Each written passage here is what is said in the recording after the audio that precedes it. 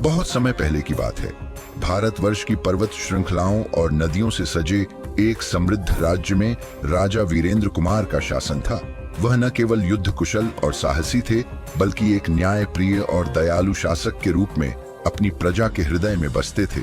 उनके साथ रानी मोहिनी थीं, अनुपम सौंदर्य, नर्म दिल और अपार बुद्धिमत्ता की मूर्ति। रानी केवल एक रानी नहीं थी, बल्कि हर निर्धन और दुखी के लिए आशा की किरण थी। उनके राज्य में सुख, शांति और समृद्धि का अद्वितीय मेल था। लोग उन्हें देवता के रूप में मानते थे, लेकिन हर उजाले की छाया होती है, और इस राज्य की छाया था एक रहस्यमय जंगल, जहां काल भैरव नाम का एक भयानक दैत्य निवास करता था। काल भैरव कोई साधारण राक्षस नहीं था। वह तपस्वियों की तपस्या को भंग कर उनकी शक्तियां चुराता और उन्हें अपने काले किले में बंदी बना लेता था। समय के साथ उसने असीम बल और काले जादू की शक्ति प्राप्त कर ली थी। राज्य में कोई भी उसकी सीमा में जाने का साहस नहीं करता था। राजा का एक दरबारी था, जय सिंह। एक समय में वह वीरेंद्र कुमार का घनिष्ठ मित्र था, लेकिन वर्षों में उसके भीतर महत्वाकांक्षा और ईर्ष्या का झर भरता चला गया। वह सोचता था कि अगर राजा हट जाए तो वह स्वयं सिंहासन पर बैठ सकता है, परंतु वह जानता था कि केवल बाहरी शक्ति से राजा को हराया नहीं जा सकता। इसके लिए छल और विश्वासघात की आवश्यकता थी। एक दिन रानी मोहिनी अपनी सखियों के साथ जंगल की ओर भ्रमण पर गईं। वह प्रकृति से प्रेम करती थीं और अपने लोगों की तरह उसे भी काल भैरव की शक्ति पर संदेह था। हंसी मजाक में लिप्त रानी और उनकी सखियां अनजाने में उस सीमा में चली गईं, जिसे पार करने की किसी को इजाजत नहीं थी। काल भैरव, जो अपनी शक्ति के अहंकार में चूर रहता था, रानी को देखकर ठिठक गया।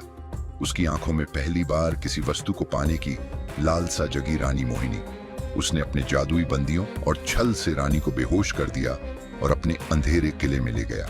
जब समाचार राजा वीरेंद्र कुमार तक पहुंचा तो उनके हृदय पर बिजली सी गिरी। उन्होंने न तो एक पल सोचा, न ही किसी से राय ली। रानी को बचाने का प्रण लेते हुए उन्होंने अपनी सबसे शक्तिशाली सेना को एकत्र किया। लेकिन तभी सामने आया जय सिंह, चालबाज दरबारी। उसने कहा, महाराज, काल भैरव से सीधा युद्ध आत्मघाती होगा। मैं एक गुप्त मार्ग जानता हूं जो किले के पीछे तक जाता है। यदि आप वहां से जाएं तो काल भैरव की तैयारी से पहले ही हमला कर सकते हैं। राजा को जय सिंह पर वर्षों का विश्वास था। उन्होंने उसकी बात मान ली।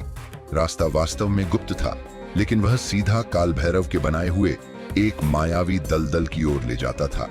यह स्थान जादू से भरा था, जहां कदम कदम पर मौत छिपी थी। राजा और उनके सैनिक वहां फंस गए। ऊपर से काल भैरव को पहले ही जय सिंह ने सूचना भेज दी थी। जैसे ही राजा फंसे, काल भैरव के राक्षसी सैनिकों ने हमला कर दिया।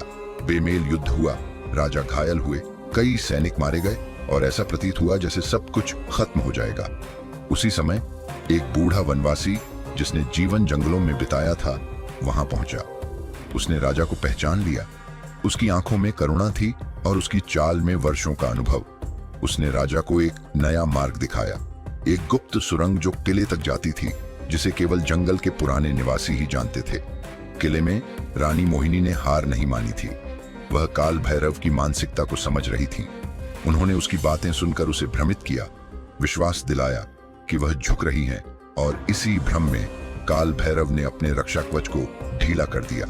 राजा ने जब हमला किया तो रानी ने भी काल भैरव के जादुई कवच को तोड़ने में सहायता की। भयंकर युद्ध हुआ, गगन गूंज उठा, लेकिन अंततः राजा वीरेंद्र कुमार ने अपनी तलवार से काल भैरव का अंत कर दिया। राजा और रानी के राज्य लौटते ही जय सिंह का छल उजागर हुआ। जनता क्रोधित थी, लेकिन राजा ने न्यायपूर्ण मार्ग अपनाया।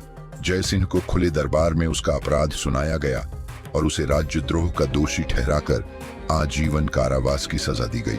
उस दिन के बाद राजा और रानी केवल शासक नहीं रहे, वे किंवदंती बन गए। उन्होंने अपने राज्य को और भी मजबूत किया, गुप्तचर तंत्र स्थापित किया और जंगलों को संरक्षित क्षेत्र घोषित किया, जहां कोई अकेले न जा सके।